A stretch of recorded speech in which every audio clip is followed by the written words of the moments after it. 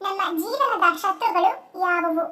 Options: A ಕಾಮ, B ಕ್ರೋಧ, C ಮೋಹ, ಡಿ ಮೇಲಿನ ಎಲ್ಲವೂ.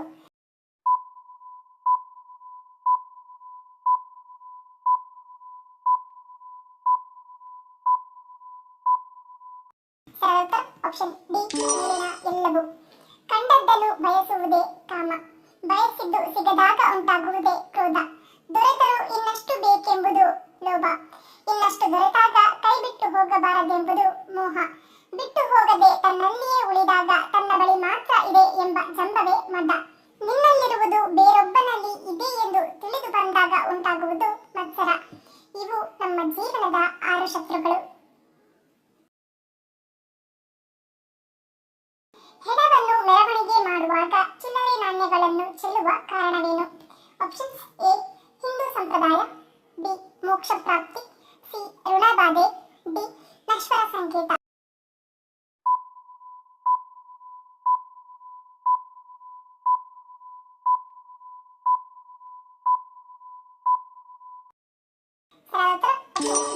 ನಶ್ವರ ಸಂಕೇತ. ಹೆಣವನ್ನು ಸ್ಮಶಾನಕ್ಕೆ ಹೊತ್ತುಕೊಂಡು ಹೋಗುವಾಗ ಕಡಲೆಪುರಿ ಮತ್ತು ನಾಣ್ಯವನ್ನು ಎಸೆಯುವ ಪದ್ಧತಿಯು ಬಹುತೇಕ ಕಡೆಯಲ್ಲಿ ರೂಢಿಯಿದ್ದು, ಹಾಗೆ ಎಸೆಯುವ ಕಡಲೆಪುರಿಯು ಜೀವನ ಎನ್ನುವುದು ಬರೀ ಟೊಳ್ಳು, ನಶ್ವರ ಎನ್ನುವುದರ ಪ್ರತೀಕವಾಗಿದೆ. ಇನ್ನು ಹೋಗುವಾಗ ಎಲ್ಲರೂ ಬರೀ ಕೈಯಲ್ಲೇ ಹೋಗುತ್ತಾರೆಯೇ ಹೊರತು ತಾವು ಸಂಪಾದಿಸಿದ ಹಣವನ್ನು ತೆಗೆದುಕೊಂಡು ಹೋಗದೆ ಎಲ್ಲವನ್ನು ಇಲ್ಲಿಯೇ ಬಿಟ್ಟು ಹೋಗುತ್ತಾರೆ ಎನ್ನುವುದನ್ನು ತಿಳಿಸುವುದಕ್ಕಾಗಿಯೇ ನಾಣ್ಯಗಳನ್ನು ಹೆಣದ ಮೇಲೆ ಎಸೆಯುವುದರ ಮೂಲಕ ಅತ್ಯಂತ ಗಹನವಾದ ವಿಷಯವನ್ನು ಅತ್ಯಂತ ಸರಳವಾಗಿ ತಿಳಿಪಡಿಸುತ್ತಾರೆ. ಮತ್ತು ಹೆಣವನ್ನು ಸ್ಮಶಾನಕ್ಕೆ ತೆಗೆದುಕೊಂಡು ಹೋಗುವಾಗ ಕಡಲೆಪುರಿ ಮತ್ತು ಹೂವುಗಳನ್ನು ಚೆಲ್ಲಲು ಮತ್ತೊಂದು ಪ್ರಮುಖ ಕಾರಣವೆಂದರೆ, ಅಂತಿಮ ದರ್ಶನಕ್ಕೆ ತಡವಾಗಿ ಬರುವವರು ಆ ಹೂವು ಮತ್ತು ಕಡಲೆಪುರಿಯನ್ನು ಚೆಲ್ಲಿದ ದಾರಿಯ ಜಾಡನ್ನು ಅಂತಿಮ ಸಂಸ್ಕಾರಕ್ಕೆ ನಡೆಯುವಂತಹ ಸ್ಥಳಕ್ಕೆ ಸುಲಭವಾಗಿ ಬಂದು ತಮ್ಮ ಕೊನೆಯ ಗೌರವವನ್ನು ಸಲ್ಲಿಸುವ ಮಾರ್ಗೋಪಾಯವಾಗಿದೆ. ಗರ್ಭದಲ್ಲಿರುವ ಮಗು ತಾಯಿಯ ಧ್ವನಿಯನ್ನು ಯಾವಾಗ ಕೇಳಿಸಿಕೊಳ್ಳಲು ಪ್ರಾರಂಭಿಸುತ್ತದೆ? ಆಪ್ಷನ್ಸ್: ಎ 8 ವಾರಗಳಿಂದ, ಬಿ 12 ವಾರಗಳಿಂದ, ಸಿ 18 ವಾರಗಳಿಂದ, ಡಿ 22 ವಾರಗಳಿಂದ.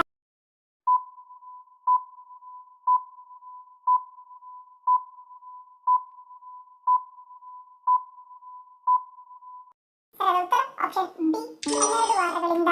ತಾಯಿಯ ಗರ್ಭದಲ್ಲಿರುವ ಮಗು 12 ರಿಂದ 16 ವಾರದಿಂದ ತಾಯಿಯ ಧ್ವನಿಯನ್ನು ಮಗು ಆಲಿಸಲು ಪ್ರಯತ್ನಿಸುತ್ತದೆ.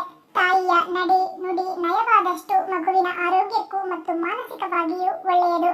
ಒಳ್ಳೆಯ ಯೋಚನೆಗಳು, ಒಳ್ಳೆಯ ಮಾತುಗಳೇ ಗರ್ಭದಲ್ಲಿನ ಮಗುವಿಗೆ ಮೊದಲ ಪಾಠ. ಭಯ ಹುಟ್ಟಿಸುವ ವಾತಾವರಣದಿಂದ ದೂರ ಇದ್ದು ಗರ್ಭಿಣಿ ಹೆಚ್ಚು ಆಧ್ಯಾತ್ಮಿಕದ ಕಡೆ ಗಮನಿಸುವುದು ಮಗುವಿನ ಉತ್ತಮ ಬೆಳವಣಿಗೆಗೆ ಸಹಾಯವಾಗುತ್ತದೆ. ಮನುಷ್ಯನ ರಕ್ತ ಕುಡಿದು ಸಾಯುವ ಜೀವಿ ಯಾವುದು? ಆಪ್ಷನ್ಸ್: ಎ ಹಾವು, ಬಿ ಚೇಳು, ಸಿ ಜಿಗಣೆ, ಡಿ ತಿಗಣೆ.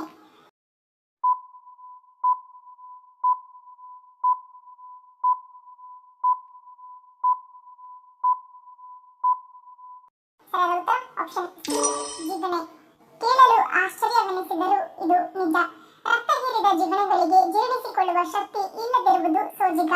ಹೊಟ್ಟೆ ತುಂಬಿಸಿಕೊಂಡ ರಕ್ತ ಹೆಪ್ಪುಗಟ್ಟುವ ಮುಂಚೆಯೇ ಕಕ್ಕುವ ಮೂಲಕ ಅದನ್ನು ವಿಸರ್ಜಿಸುತ್ತವೆ. ಇಲ್ಲದಿದ್ದರೆ ಅವು ಉಸಿರು ಕಟ್ಟಿ ಸಾಯುತ್ತವೆ. ಜಿಗಣೆಗಳನ್ನು ಹೋಮಿಯೋಪತಿ, ಆಯುರ್ವೇದ, ಪ್ರಕೃತಿ ಚಿಕಿತ್ಸೆಯಲ್ಲಿ ದೇಹದಲ್ಲಿನ ಕೀವು, ಕಲುಷಿತ ರಕ್ತವನ್ನು ಹೀರಿಸಲು ಬಳಸಲಾಗುತ್ತದೆ. ಜಿಗಣೆ ಜಗತ್ತು ಸೃಷ್ಟಿಯ ಅದ್ಭುತ ರಹಸ್ಯ. ಗರಿಕೆಯ ಬೆಳವಣಿಗೆಯಂತೆ ಜಿಗಣೆಗಳ ಹುಟ್ಟಿನ ಗುಣವು ನಿಗೂಢ. ಹಣೆಯ ಮೇಲೆ ಕುಂಕುಮ ಹಚ್ಚುವುದರಿಂದ ಇದು ನಮ್ಮ ಆರೋಗ್ಯದ ಮೇಲೆ ಯಾವ ರೀತಿಯ ಪರಿಣಾಮವನ್ನು ಬೀರುತ್ತದೆ? ಆಪ್ಷನ್ಸ್: ಎ ಏಕಾಗ್ರತೆ, ಬಿ ನೆನಪಿನ ಶಕ್ತಿ ವೃದ್ಧಿ, ಸಿ ಹಾರ್ಮೋನ್ ಸ್ರವಿಕೆ, ಡಿ ಮೇಲಿನ ಎಲ್ಲವೂ.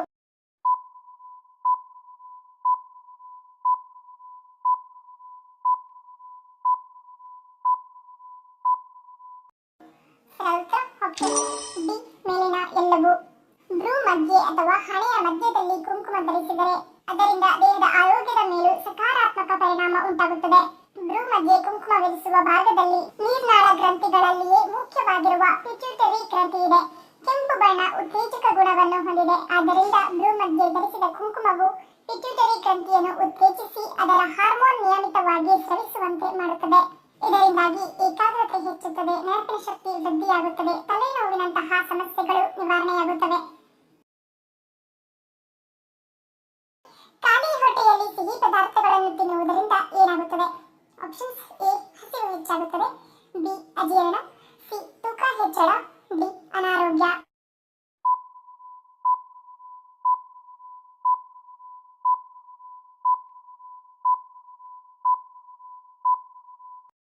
ಸರಿಯಾದ ಉತ್ತರ ಆಪ್ಷನ್ ಡಿ, ಅನಾರೋಗ್ಯ.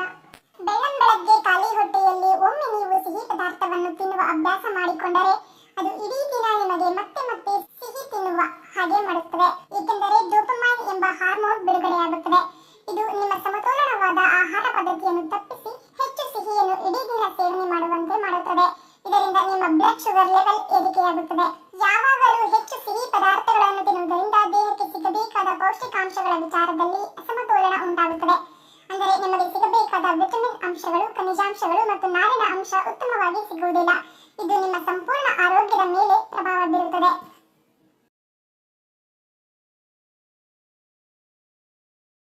ಯಾವ ದಿನದಂದು ಕಪ್ಪು ಅಥವಾ ಕೆಂಪು ಬಟ್ಟೆಯನ್ನು ಧರಿಸುವುದು ಒಳ್ಳೆಯದಲ್ಲ ಎನ್ನುತ್ತಾರೆ ಹಿರಿಯರು?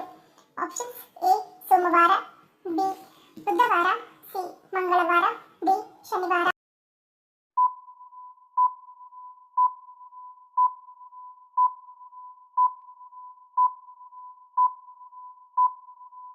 ಸರಿಯಾದ ಉತ್ತರ ಆಪ್ಷನ್ ಸಿ ಮತ್ತು ಡಿ. ಮಂಗಳವಾರ ಕಪ್ಪು ಬಣ್ಣದ ಬಟ್ಟೆ ಮತ್ತು ಶನಿವಾರ ಕೆಂಪು ಬಣ್ಣದ ಬಟ್ಟೆ ಧರಿಸಬಾರದು.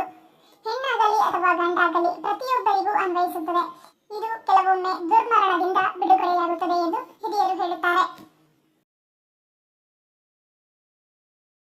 ಬೆಳಗ್ಗೆ ತಡವಾಗಿ ಎದ್ದೇಳುವವರಲ್ಲಿ ಯಾವ ಸಮಸ್ಯೆಗಳು ಕಾಡುತ್ತವೆ?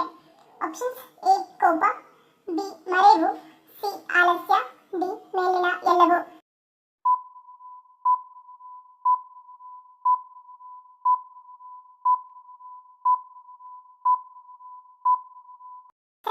ಆಪ್ಷನ್ ಡಿ, ಮೇಲಿನ ಎಲ್ಲವೂ. ಪ್ರತಿದಿನ ಬೆಳಗ್ಗೆ ತಡವಾಗಿ ಎದ್ದೇಳುವವರಲ್ಲಿ ಮರೆವು ಹೆಚ್ಚಾಗಿರುತ್ತದೆ. ಇತರರು ಹೇಳಿದ ಮಾತುಗಳನ್ನು ಹೆಚ್ಚಾಗಿ ಮರೆತು ಹೋಗುತ್ತಿರುತ್ತಾರೆ. ಚಿಕ್ಕ ಚಿಕ್ಕ ವಿಷಯಗಳಿಗೂ ಕೋಪಿಸಿಕೊಳ್ಳುವ ಸ್ವಭಾವವನ್ನು ಹೊಂದಿರುತ್ತಾರೆ. ಯಾವುದೇ ಕೆಲಸದಲ್ಲಾದರೂ ಆಲಸ್ಯವನ್ನು ತೋರಿಸುತ್ತಾರೆ.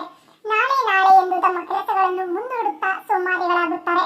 ಇನ್ನು ಕೊನೆಯದಾಗಿ ಅವರ ಮುಖ ಹೊಳಪಿಲ್ಲದೆ ಬಾಡಿದಂತಿರುತ್ತದೆ. ಸುಕ್ಕು ಮತ್ತು ಕಾಂತಿಯುತವಲ್ಲದ ಚರ್ಮವನ್ನು ಹೊಂದುತ್ತಾರೆ. ಹೀಗೆ ಇನ್ನಷ್ಟು ಸಮಸ್ಯೆಗಳನ್ನು ಬೆಳಗ್ಗೆ ತಡವಾಗಿ ಎದ್ದೇಳುವವರು ಎದುರಿಸಬೇಕಾಗುತ್ತದೆ.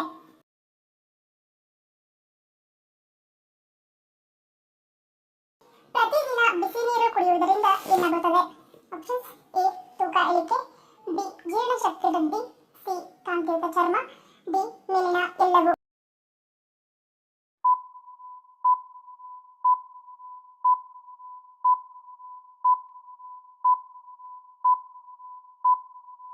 ಸರಿಯಾದ ಉತ್ತರ ಆಪ್ಷನ್ ಡಿ, ಮೇಲಿನ ಎಲ್ಲವೂ. ಬಿಸಿ ಅಂದರೆ ಬೆಚ್ಚಗಿನ ನೀರು ಆಹಾರವನ್ನು ಒಡೆಯಲು ಸಹಾಯ ಮಾಡುತ್ತದೆ ಮತ್ತು ದೇಹವು ಪೋಷಕಾಂಶಗಳನ್ನು ಹೀರಿಕೊಳ್ಳಲು ಸುಲಭವಾಗುತ್ತದೆ. ಇದು ಮಲಬದ್ಧತೆ, ಉಬ್ಬುವುದು ಮತ್ತು ಅಜೀರ್ಣದಂತಹ ಜೀರ್ಣಕಾರಿ ಸಮಸ್ಯೆಗಳನ್ನು ನಿವಾರಿಸುತ್ತದೆ. ಊಟಕ್ಕೆ ಮುಂಚೆ ಬಿಸಿ ನೀರು ಕುಡಿಯುವುದರಿಂದ ಹೊಟ್ಟೆ ತುಂಬಿದ ಭಾವನೆಯನ್ನು ಹೆಚ್ಚಿಸುತ್ತದೆ. ಇದು ಅತಿಯಾಗಿ ತಿನ್ನುವುದನ್ನು ತಡೆಯಲು ಸಹಾಯ ಮಾಡುತ್ತದೆ. ಶೀತಗಳ ಚಿಕಿತ್ಸೆ ಮತ್ತು ಸೈನಸ್ ಆರೋಗ್ಯವನ್ನು ಸುಧಾರಿಸುತ್ತದೆ. ಕೇಂದ್ರ ನರಮಂಡಲದ ಕಾರ್ಯವನ್ನು ಸುಧಾರಿಸುತ್ತದೆ. ಶೀತ ವಾತಾವರಣದಲ್ಲಿ ನಡುಗುವಿಕೆಯನ್ನು ಕಡಿಮೆ ಮಾಡುತ್ತದೆ. ಇದು ಒತ್ತಡವನ್ನು ಕಡಿಮೆ ಮಾಡಲು ಸಹಾಯ ಮಾಡುತ್ತದೆ. ದೇಹವನ್ನು ನಿರ್ವಿಷಗೊಳಿಸಿ ತೂಕ ನಷ್ಟಕ್ಕೆ ಕಾರಣವಾಗುತ್ತದೆ.